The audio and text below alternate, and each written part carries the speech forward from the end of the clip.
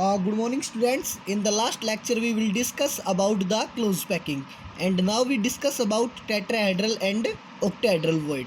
देखिए tetrahedral void के बारे में मैंने आपको पैकिंग में भी थोड़ा सा बताया था। उसके अंदर मैंने आपको जर्नली थोड़ा सा क्या बताया था कि आपके एक लेयर के कोई 3 एटम होते हैं। ऐसे आपके एक लेयर के 3 एटम थे और उन 3 लेयर के एटम्स के अंदर क्या हो रहा था कि ऐसे आपका एक ट्रायंगुलर वॉइड बन रहा था। एक ही लेयर के 3 एटम से एक ट्रायंगुलर वॉइड बन रहा था। ये वाला ट्रायंगुलर वॉइड बन रहा था आपका। देखो ये वाला दिखाई दे रहा है ना सभी को, ये वाला देखो, ये वाला, ठीक है।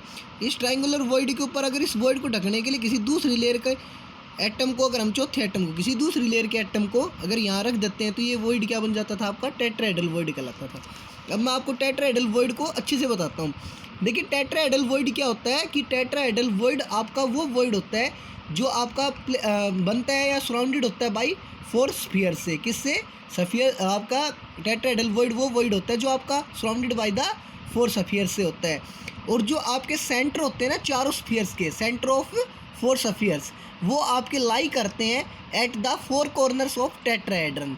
किसके ऊपर लाई करते हैं? At the 4 corners of tetrahedron. और जो आपका वॉइड बनेगा वो कहाँ पे बनेता है? At the centre of tetrahedron. किसके ऊपर? At the centre of tetrahedron. तो देखो मैं आपको समझाता हूँ। देखो जैसे कि टेट्राहेड्रल वॉइड आपका कैसे बनता है। मान लीजिए आपकी एक लेयर के कोई ये 3 एटम है। 2 एटम को तो मैंने पूरा दिखाया, लेकिन हम तीसरे एटम को क्या दिखाते हैं? आधा एटम दिखाते हैं। दिखा दिया। उसके बाद क्या था भैया आपके, देखो जैसे कि 3 एटम थे, तीनों एटम के सेंटर थे। इन तीनों सेंटर को आपने ज्वाइन किया अभी ज्वाइन, ठीक है। इसके ऊपर आपका क्या है, किसी दूसरी लेयर का चौथा एटम आ गया भाई, ये आ गया। मान लो इसका सेंटर यहाँ पे है सेंटर यहाँ का, तो इनको ज्वाइन करो, सारे सेंटर्स को ज्वाइन करोगे आप। देखो ऐसे ज्वाइन कर दिया हमने, कर दिया भाई। यहाँ पे देखो ऐसे हमने ज्वाइन किया, तो ये जो हमारी शेप बनी, देखो किस प्रकार की शेप बनी हमारी। ऐसी शेप बन रही थी ना आपकी भाई, एक ऐसी शेप आ रही थी निकल के आपकी कि देखो ऐसे हुआ, फिर उसके बाद आपका कैसे हुआ, ऐसे हुआ। तो ये शेप किसकी होती है? आपकी टेट्राहेड्रन की शेप होती है। और ये क्या होता है? सेंटर ऑफ टेट्राहेड्रन होता है। और ये आपके क्या 4 कॉर्नर्स थे, सेंटर 4 कॉर्नर्स है किसके? टेट्राहेड्रन के। आपके टेट्राहेड्रन के 4 कॉर्नर्स है ना, तो ये सेंटर भी किसके है? ये सेंटर है किसके? सफियर्स के। इस सफियर का ये सेंटर है, इस सफियर का ये सेंटर, इस सफियर का ये सेंटर है, ठीक है। और इस सफियर का ये सेंटर है। तो ये चारों सफियर के सेंटर कहाँ लाई करते हैं?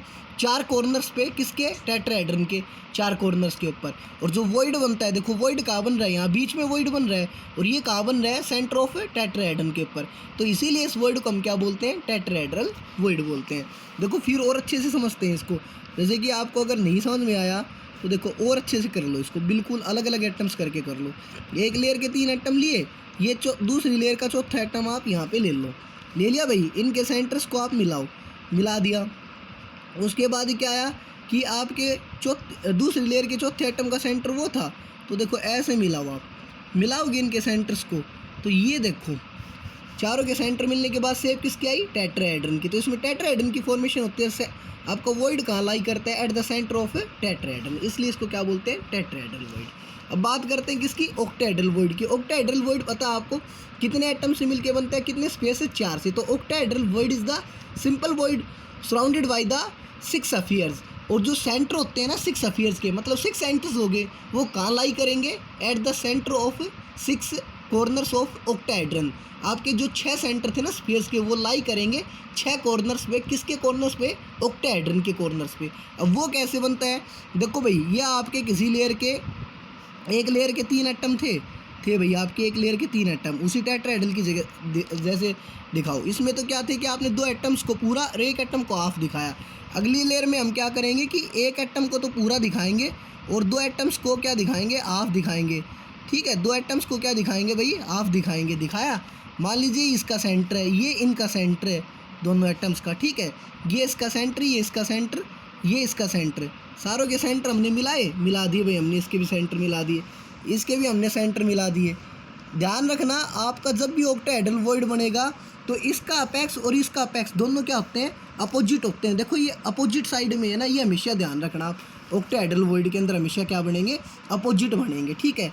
तो उसके बाद आपने इनको देखो सेंटर्स को जैसे ज्वाइन कर दिया। मान लीजिए आपने इन सेंटर्स को मिला दिया, इससे इनको इस सेंटर से मिलाया, ठीक है, इस वाले एटम्स के, और इस सेंटर को नीचे वाले एटम्स के सेंटर से मिलाया, तो आपकी किसकी शेप बनती है? एक ऑक्टाहेड्रल की शेप बनती, ऑक्टाहेड्रन की किसकी शेप बनती है क्लास? आपकी एक ऑक्टाहेड्रन की शेप बनती है।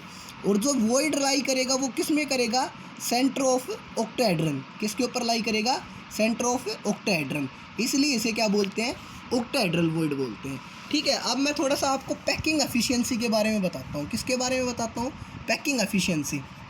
देखो, पैकिंग एफिशिएंसी का हमारा पहला एक टॉपिक करते हैं हम बस, किसका? सिंपल क्यूबिक यूनिट सेल के अंदर। सिंपल क्यूबिक यूनिट सेल, जैसा कि मैंने आपको पहले बताया था कि सिंपल क्यूबिक यूनिट सेल वो होती हैं आपकी जिनके अंदर आपके पार्टिकल्स होते हैं, कॉन्स्टिट्यूएंट्स पार्टिकल्स होते हैं, वो केवल कहाँ प्रेजेंट होते हैं? ओनली एट द कॉर्नर्स के ऊपर, वो आपके कॉर्नर्स के ऊपर प्रेजेंट होते हैं, इसके अलावा कहीं भी प्रेजेंट नहीं होते।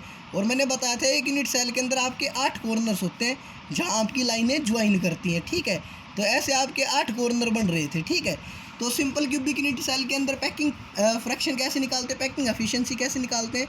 तो पैकिंग फ्रैक्शन का, तो वैसे आपका परसेंटेज ऑफ पैकिंग फ्रैक्शन का फॉर्मूला होता है आपका, percentage of packing fraction is equal to होता है आपका volume of sphere, volume of spheres upon में वॉल्यूम ऑफ क्यूब मल्टीप्लाई में 100 होता है आपका।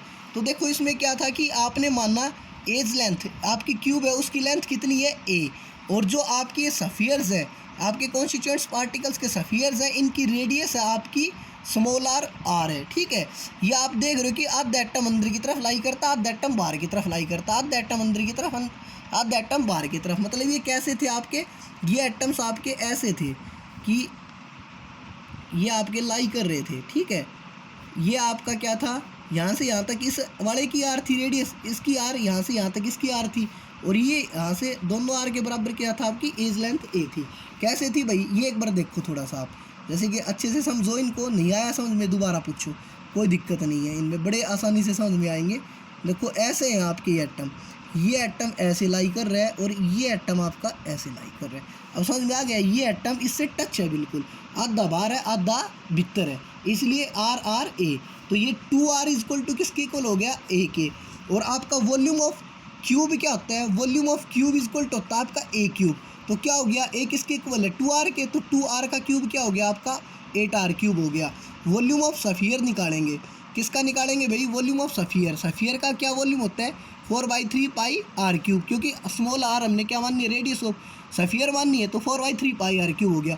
अभी परसेंटेज निकालते हैं। परसेंटेज क्या आती है भाई? हमने बताया volume of the spheres, volume of spheres क्या है? 4/3 पाई आर क्यूब अपॉन में volume of cube. Volume of cube क्या आपकी? ए क्यूब। ए क्यूब किसके बराबर थी? 8r क्यूब के, मल्टीप्लाई 100। इसको सोल्व किया हमने, तो क्या आया भाई हमारे पास? यह आ गया आपका 4/24, आर क्यूब से आर क्यूब कट गया, पाई की वैल्यू 3.14, 3 पुट कर दी, मल्टीप्लाई 100 कर दिया, 52.4% आएगा आपका। क्या आएगा? 52.4%। ये आपकी परसेंटेज पैकिंग एफिशिएंसी होती है सिंपल क्यूबिक यूनिट सेल के अंदर। Thank you.